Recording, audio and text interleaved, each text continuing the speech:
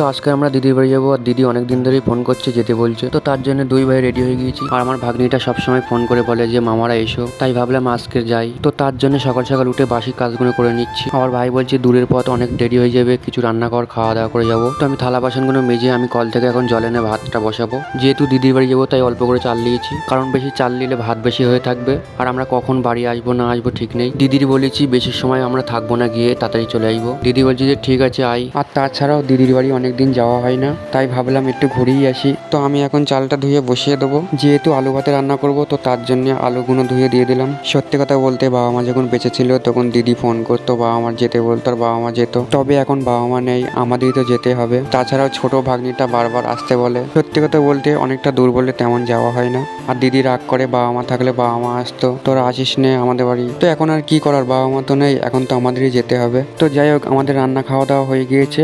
এখন আমরা রেডি হয়ে বার হয়ে গিয়েছি। আর এখন বেলা 11:30 বাজে, আর প্রচন্ড রোদ্দুর পড়ছে, গরম লাগছে খুব। তো যাই হোক, মিষ্টির দোকান থেকে একটু দই নিলাম, গরমের সময় বেশ ভালো হবে। আর এসে দেখছি যে ভাগ্নি খেলা করছে, ওর মা একটা কি একটা মাছ নিয়েছে তাই ঢাকা দিচ্ছে।